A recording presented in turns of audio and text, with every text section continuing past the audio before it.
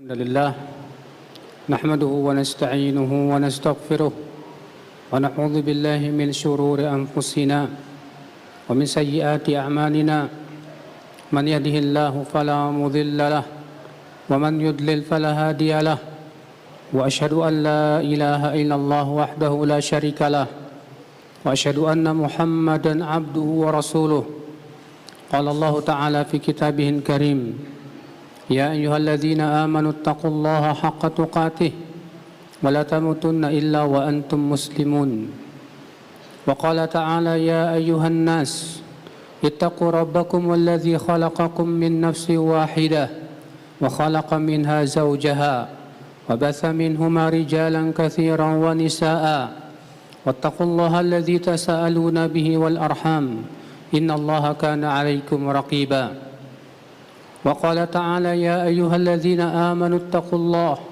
وقولوا قولا سديدا يصلح لكم أعمالكم ويغفر لكم ذنوبكم ومن يطع الله ورسوله فقد فاز فوزا عظيما أما بعد فإن أصدق الحديث كتاب الله وخير الهدي هدي محمد صلى الله عليه وسلم وشر الأمور محدثاتها وكل محدثة بدعة وكل بدعة ضلالة وكل ضلالة في النار.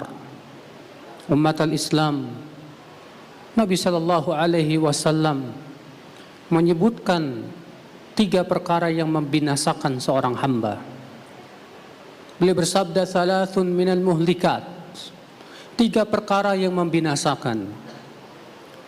Yang pertama yaitu syuhun muta', kekikiran yang ditaati, wahawan muttaba', dan yang kedua adalah hawa nafsu yang diikuti, dan yang ketiga i'jabul mar'i bi nafsi, seseorang merasa ujub dengan dirinya. Hadis ini disahihkan oleh Syekh Albani rahimahullah. 3 perkara ini hendaknya kita senantiasa untuk memeriksa apakah ada 3 perkara ini pada diri kita, saudaraku sekalian. Yang pertama yaitu syuhun muta', yaitu kekikiran, pelit yang melilit hati akibat cinta dunia yang berlebihan. Orang yang kikir ya akhal Islam hakikatnya, ia tidak beriman akan balasan Allah subhanahu wa ta'ala apabila ia bersedekah. Padahal Allah subhanahu wa ta'ala telah berjanji bahwasanya orang yang bersedekah pasti Allah akan gantikan dengan yang lebih baik di dunia dan akhirat. Sedekah tidak mengurangi harta sama sekali.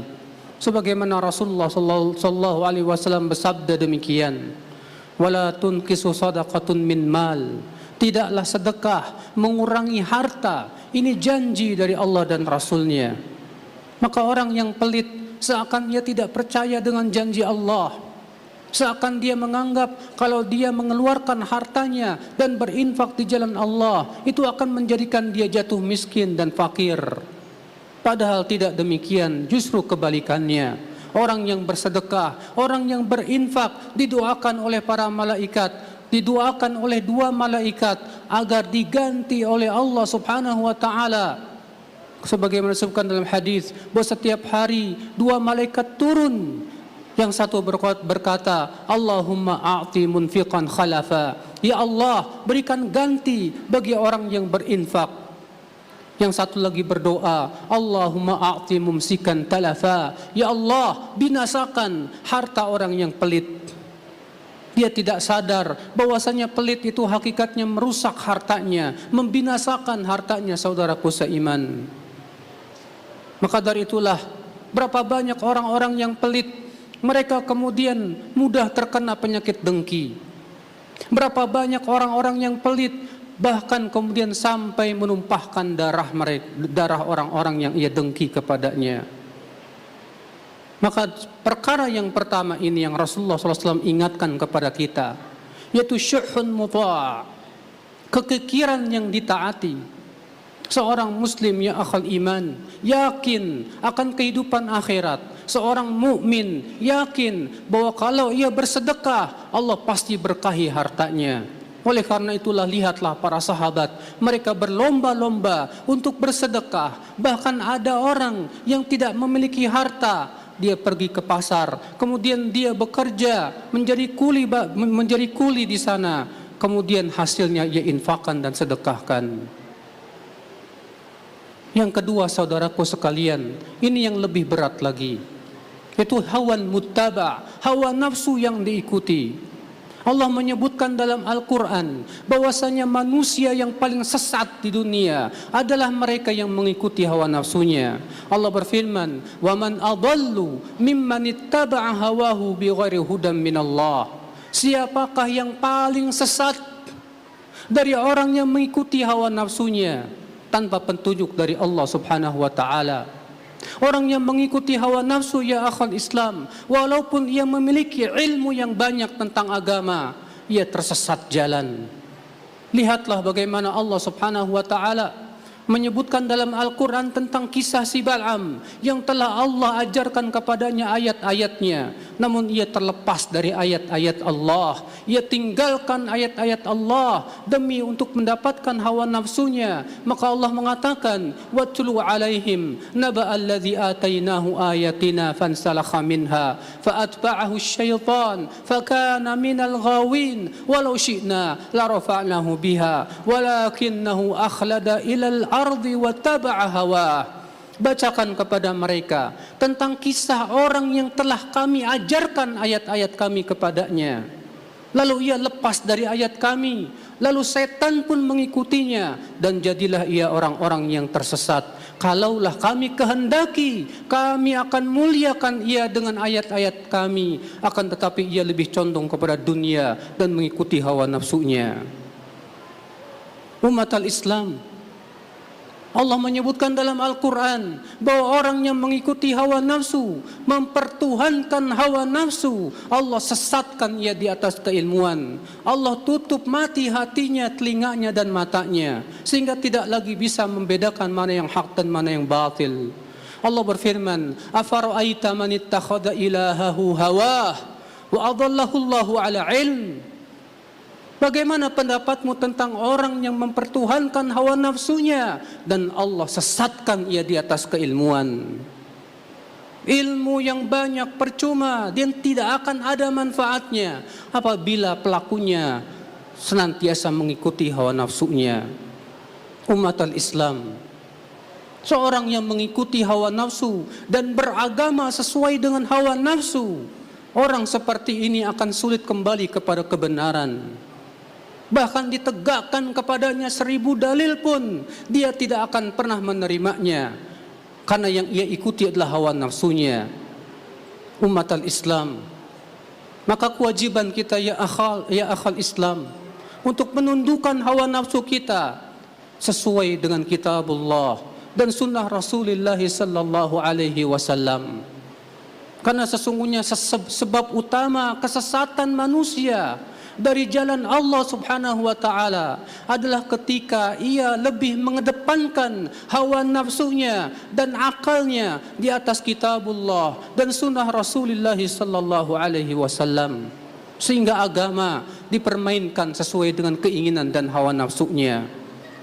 Maka orang yang menjadi hamba hawa nafsu, saudaraku, ia tidak akan pernah bisa tunduk kepada Allah.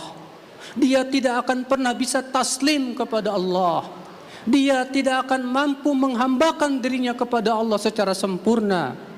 Untuk mengatakan sami'na wa ata'na, itu perkara yang paling berat baginya. Sehingga akhirnya ia beragama, ia pilah dan pilih sesuai dengan seleranya saja, sesuai dengan perkara yang sesuai dengan kepentingannya saja. Inilah orang yang paling sesat di dunia. Dia beragama sesuai dengan hawa nafsunya. Aqulu qawli hadza wa astaghfirullah li wa lakum.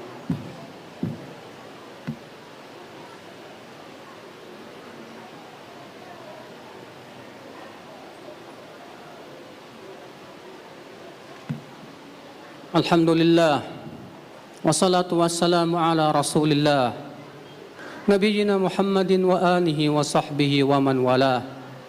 Wa asyhadu an la ilaha illallah wahdahu la syarikalah wa asyhadu anna Muhammadan abduhu wa rasuluh. Umat al-Islam, kemudian perkara yang ketiga yang membinasakan, i'jabul mar'i bi nafsi, seseorang merasa bangga dengan dirinya, bangga dengan hartanya, bangga dengan motornya yang mewah, bangga dengan mobilnya, dengan rumahnya yang megah, bangga dengan banyaknya amalan saleh.